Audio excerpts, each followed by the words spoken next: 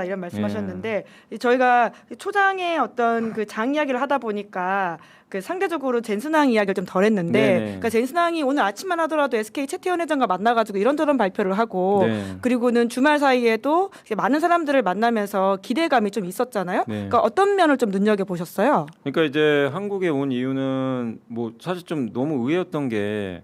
그 작년에 온 건 에이펙 정상회담 때문에 온 거잖아요, 사실. 그리고 뭐 좀 놀랬던 게 이제 치킨 먹을 줄은 그때 몰랐는데. 깐부 회동. 근데 워낙 제가 봤을 땐 관종인 것 같아요. 아, 그러긴 합니다. 세계 최고의 관종 두 사람 중에 세 사람 미국에 다 있어요.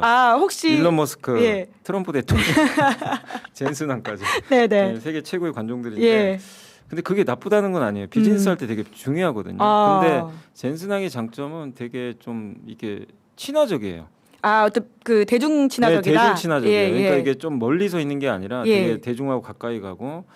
그래서 대만에 이번에 갔잖아요. 대만도 가고 옛날에 중국도 가고. 행보를 보면 되게 좀 친화적입니다. 막 시장 같은 데 가서 맞습니다. 막 사인도 해주고 그걸 되게 불편해하지도 않고. 근데 그런 것들은 되게 마케팅한테 좋습니다. 엔비디아한테 왜 유리하냐면 엔비디아는 여러분들하고 사실 접점이 별로 없어요. 그러니까 소비자가 아니잖아요. 소비자가 아니에요. 그래서 뭐 PC 교체할 때 한 번씩 뭐 엔비디아 그래픽 카드 살 때는 있는데 사실 뭐 그냥 컴퓨터 사시는 분도 있으니까 사실 볼 게 없어요. 직접 내가 선택하기 어려운 종목이죠. 근데 엔비디아 젠스낭 모르는 사람은 없습니다. 그러게요. 이 세상에. 근데 그 영향 중에 하나가 저렇게 굉장히 그 사람들한테 친근하게 다가가고 작년에 치킨도 안 먹어도 되는 치킨을 먹었어요. 그렇습니다. 본인이 원숭이 되는 걸 알면서 오히려 그걸 즐기는 것 같아요. 즐기고. 그리고 이번이 근데 왜 또 의미가 있냐면 대만의 컴퓨텍스라는 행사가 매년 이맘때 열려요. 반도체 관련된. 근데 우리나라 온 적이 없어요. 그냥 그거 하고 그냥 바로 가버렸다. 가요. 근데 올해 우리나라에는 행사가 전혀 없어요. 근데 왔어요. 온 김에 그냥 들르자. 근데 그냥 들릴 사람이 아니잖아요.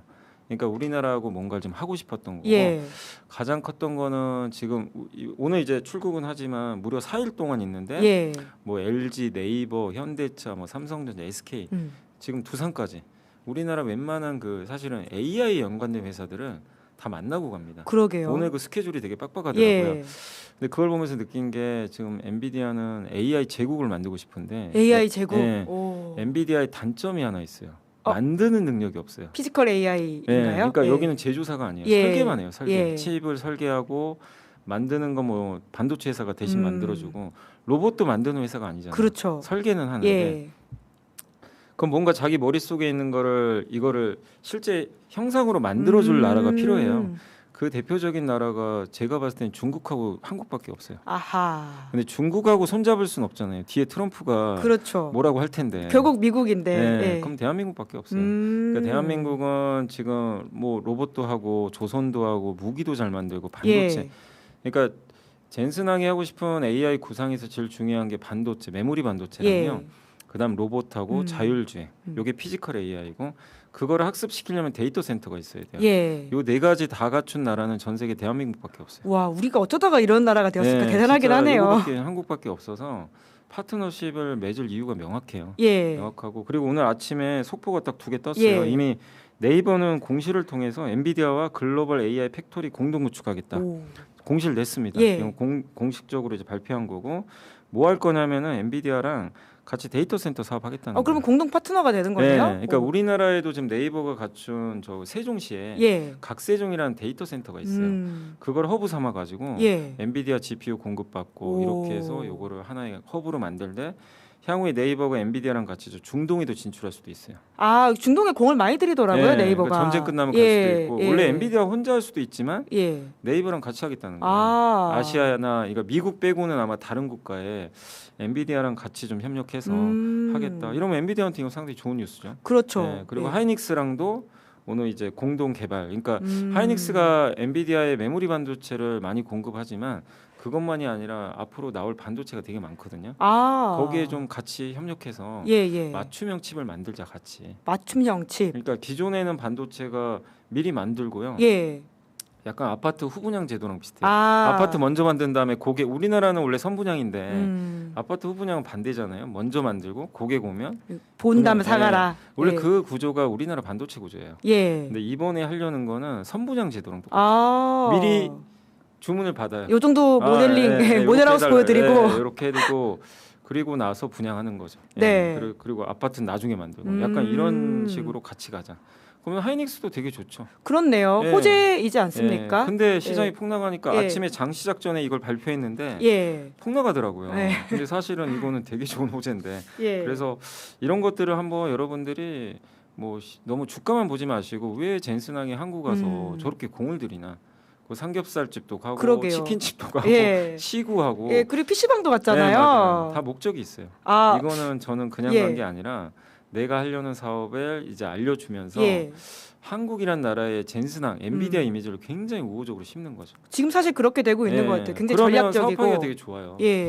그래서 저도 좀 되게 젠슨항의 그런 행보 보면서 좀 많이 좀 배웠어요. 뭘 배웠냐면 어떤 점 배우셨어요? 전 세계 최고 부자가 저렇게 열심히 사는 저렇게 영업을 하려고 막 뛰어다니는데 지금 나는 뭐 하고 있나? 더 열심히 살아야 되겠다. 그 예능 프로그램까지 출연해가지고 이렇게 춤추는 모습까지 나오더라고요. 말씀하신 것처럼 얼마나 더 성공하려고 저렇게까지 젠슨항은 목숨 걸고 열심히 사냐? 그러니까 얼마 본인도 사실은 뭐 이런 거를 하는 거를 뭐 즐길 수도 있지만 본인 성향상. 사실 되게 피곤한 일일 수도 있잖아요. 그렇죠. 사실 우리나라 재벌들은 그렇게 안 하잖아요. 근데 그걸 한다는 건 저는 한국이 너무 중요한 파트너인 것 같아요. 우리의 위상이 그만큼 그러지 올라갔다. 않고는 4일 동안 여기 머물 일도 아니고 그냥 당연히 패싱하고 가겠죠.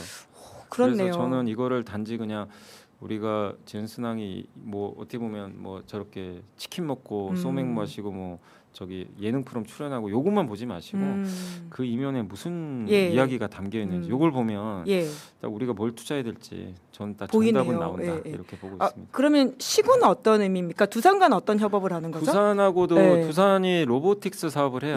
그래서 두산이 아마 이제 로봇 사업할 때 엔비디아 이제 그 칩이 필요하겠죠. 그게 하나가 있고 근데 엔비디아도 두산이 필요해요. 뭐냐면 엔비디아가 만드는 것 중에 하나가 그 데이터 센터 AI 팩토리라고 있어요. 반도체 칩을 이렇게 여러 개를 구성해서 이렇게 서버 있죠. 이렇게 책장처럼 생긴 거 있어요. 거기다 꽂거든요. 그 꽂을 때 그걸 하나의 약간 그 트레이라 그래요. 트레이. 뭐 우리 보통 급식판 같은 거 있죠. 그런 데다가 이제 특수하게 만들어서 이제 꽂는 건데 그 트레이에 두산의 CCL이 들어가요. CCL이 뭐냐면 동박적층판이라고 하는데 더 어려운데요. 그게 반드시 필요합니다. 그게 근데 엔비디아에 공급을 해요. 그 기판이거든요. 한마디로. 기판의 소재 중에 하나예요. 그래서 한번 이럴 때 여러분들이 AI를 이럴 때 활용하시면 돼요. CCL이 뭐냐 바로 빨리 검색하시면 CCL? AI가 여러분? 알려줍니다. 근데 그거를 엔비디아에 공급을 해요.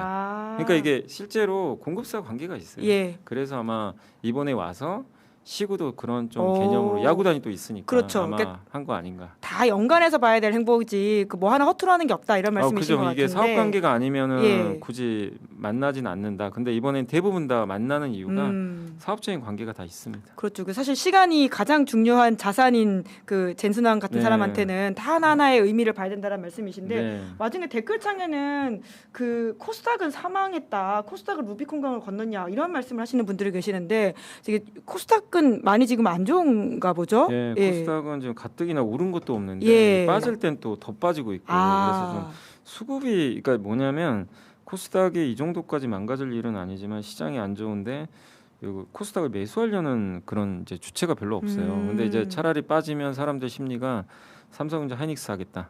반도체로 쏠려요. 그 양극화되는 상황이 있다는 말씀이신 거죠? 돈이 안 들어오는 거죠 이쪽으로. 그래서 이제 좀 많이 빠지지만 다만 저는 좀 기대하는 것 중에 하나가 올해 가을에는 반도체 그러니까 이 코스닥을 1, 2, 3부 리그로 나눌 거예요. 정부가 계속 그래서 코스닥 활성화 대책도 정부 정책 중에 하나거든요. 그걸 생각하면 어느 시점에서는 돈이 또 들어올 가능성은 있는데 지금 당장은 이렇게 빠졌을 때 코스닥보다는 사람들이 코스피로 가니까 이게 상대적으로 밀려버립니다. 그래서 조금 코스닥은 좀 주가 회복까지는 조금 더 시간은 걸린다. 다만 코스닥에서도 괜찮은 기업들이 많잖아요.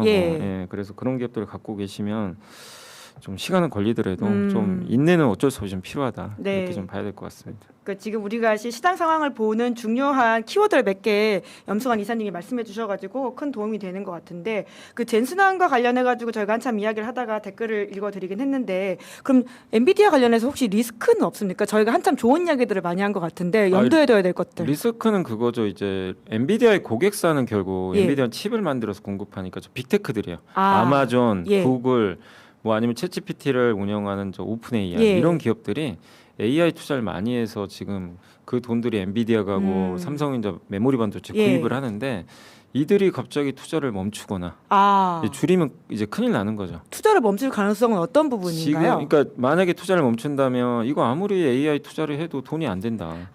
트렌드가 AI가 아니다 더 이상. 네, 뭐 이걸로 돈을 벌어야 되는데 지금은 돈을 못 벌어도 투자하거든요. 미래가 보이니까. 근데 만약에 어느 시점에서 이거 아무리 해도 돈 벌 거 힘들 것 같다 지금은 그럼 멈추겠죠. 그러면은 아니면 투자비를 줄이거나 그러면 이제 역방향으로 이제 연쇄 데미지가 이제 발생을 해요.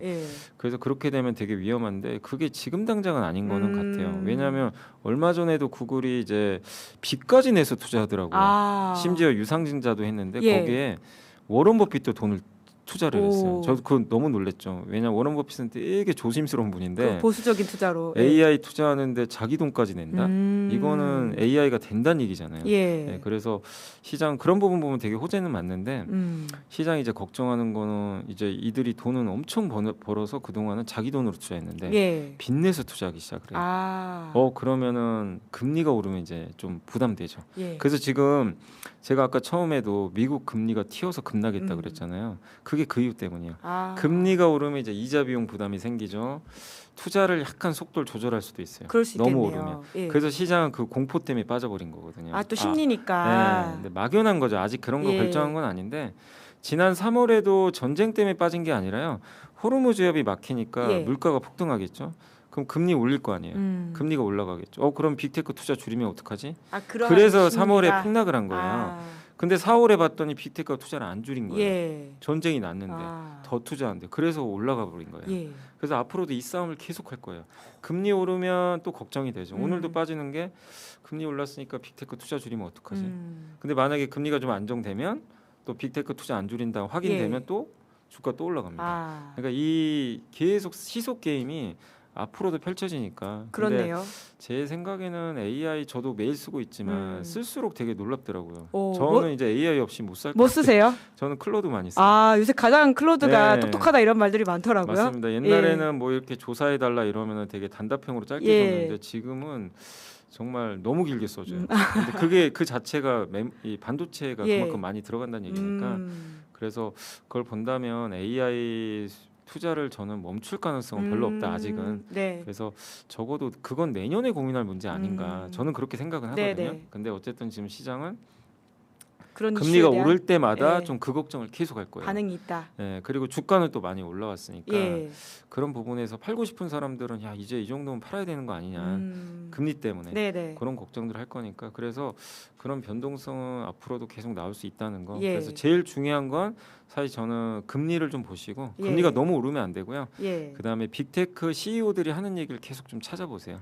빅테크 CEO들의 이야기를 뭐 잘 챙겨봐야 아마존이나 된다. 뭐 구글이나 이런 CEO들이 뭐 젠슨왕도 똑같고 일론 머스크도 똑같은. 일론 머스크도 그 얘기 반복적으로 해요. 메모리 반도체 너무 부족하다. 나 지금 아직도 그래서 자기가 만들고 싶다 공장을 아예.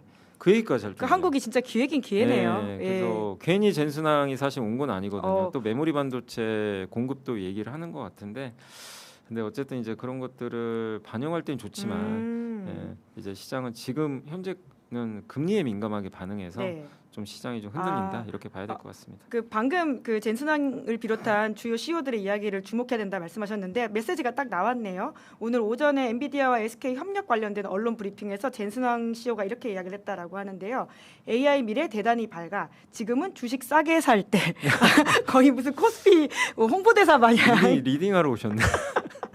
이야기한 것 같은데요. AI 수요는 앞으로 계속되고 커지는 만큼 GPU만으로는 부족하다면서 엔비디아 칩을 하이닉스 팹에서 생산하고 텔레콤에서 사용하는 방식으로 협업할 것. 와, 이거 제대로 세일 비즈니스 해주고 가네요. 그 댓글창에도 연불리 덕분에 이렇게 멘탈을 잘 관리하셔서 그런지 가을이님은 주식의 유혹에 절대 흔들리지 않고 버티는 무주식. 이분은 지금 무주식이라고 하시고요. 르망24님은 오늘은 매수하는 날 이렇게 말씀하셨고요. 그리고 중요한 지적해 주셨습니다. 해피프링님께서는 주식은 놔두고 환율부터 잡아야 해요. 미친 환율 이대로 가면 수입 업체 파산합니다. 저희가 환율 이슈도 좀 짚어야 될 것 같긴 한데 천정부지로 오르고 있어요. 이것도 사실 리스크 요인이지 않습니까? 근데 환율을 잡을 방법이 없어요. 정부가 개입한다고 잡을 수 있는 상황이 아닌 게 근본 원인이 외국인이 주식을 너무 많이 팔아요. 근데 이게 역설적으로 주가가 너무 올라서 파는 거거든요. 아, 그러니까 거래가 활성화되어서 그런 것이다. 네, 그러니까 왜냐하면 여러분이 갖고 있는 계좌에 2천만 원짜리 삼성전자가 있었는데 지금 작년 대비 5배 올랐거든요. 아이고. 1억 됐죠. 야. 그럼 여러분이 봤을 때는 이 계좌에서 삼성 비중이 엄청 올라갔을 거 아니에요. 근데 여러분들은 뭐 그냥 각자 판단하시면 되는데 펀드 매니저는 그렇게 할 수가 없어요. 아, 비율을 조정해야 됩니까? 비중이 너무 하나가 올라가면 얘를 쳐내야 돼요. 아. 그래서 계속 팔아야 돼요. 예, 끝도 예. 없이. 아, 너무 올랐기 때문에 자동으로 팔게 되어 있는 네, 어떤 구조가 그래서 있다. 오르면 오를수록 계속 팔 겁니다. 근데 이거는 어쩔 수 없어요. 그 외국계 펀드의 규정상 예. 팝니다. 그래서 오르면 오를수록 외국인 매도가 나오는데 그거를 우리 개인 투자분들이 계속 이제 받아줬죠. 예. 네, 기관들하고. 근데 아, 던지면 받고 던지면 받고. 그래서 예. 올해 외국인들이 100조 원 팔았어요. 주식을 순매도를 엄청나게 팔았는데 코스피가 2배나 올랐어요. 예. 그러니까 이게 말이 안 되는 얘기죠. 외국인이 파는데 2배나 올랐다고. 근데 이게 이제 그런 이유 때문이라고 보시면 되겠고. 네. 근데 반대로 주가 지수가 이제 폭락을 하게 되면 이제 비중이 좀 진정될 거 아니에요. 그러겠네요. 그럼 이제 매도가 좀 멈출 수도 있어요. 예. 그러니까 이게 되게 불편한 진실이지만 오히려 시장이 망가져 버리면 외국인 매도가 멈춥니다. 어느 시점 좀 줄어요. 오히려 외국인 비중이 매도 줄어버리면. 줄면 안 좋은 시그널이다. 네, 예. 그러니까 이제 참 그게 주가 지수가 너무 올라가서 이런 좀 어떤 보면 이런 문제가 좀 발생하는 또 다른 부분들이- 예. 그러니까 환율엔 되게 안 좋죠. 예. 주가 지수가 오르면서 외국인 팔면서 환율은 오르고 참 그래서 근데 위기는 아니에요. 아, 그렇게 생각하면 왜냐하면 됩니까? 환율이 예, 오르면 예. 우리가 위기라고 하지만 물가가 오를까봐. 예, 예. 근데 환율이 올라간 이유가 중요하잖아요. 우리는 항상 과거에 보면 환율 오른 이유는 예. 우리나라 경제에 문제가 생겼을 때. 맞습니다. 뭐 예전에 계엄 터졌을 때도 예. 한번 그랬었고 외환위기, 금융위기. 맞아, 예. 예. 코로나 때도 예. 환율이 튀는 그건 다 위기잖아요. 근데 지금은 위기가 아니에요. 아, 이래 호재의 어떤 그림자 같은 예. 거다. 그래서 이제 이재명 대통령이 그 얘기를 한 거거든요. 예. 외국인 매도가 좀 큰 것 같다. 근데 이거를 뭐 정부가 어떻게 막아요? 예. 이건 정부가 개입할 그렇죠. 문제가 아니에요. 개별적으로 자율적으로 하는 예. 것들이니까. 그래서 이제 좀 외국인 매도가 진정되길 좀 바라야 되고 그러려면 시장이 좀 진정돼야죠. 네네. 약간은 계속 오르는 게 또 좋은 건 아니에요. 환율 면에서는. 아까 뭐라고 할까요? 그 속도, 그러니까 호흡 고르기 한다는 차원에서 볼 필요가 있다 이런 말씀이시죠. 그리고 또 하나는 환율을 떨어뜨리려면 이것도 예. 우리가 어쩔 수 없는 게 트럼프가 결정해줘야 돼요. 트럼프 대통령이 전제 끝내면 됩니다. 근데 끝내면 지금 바로 빠져요.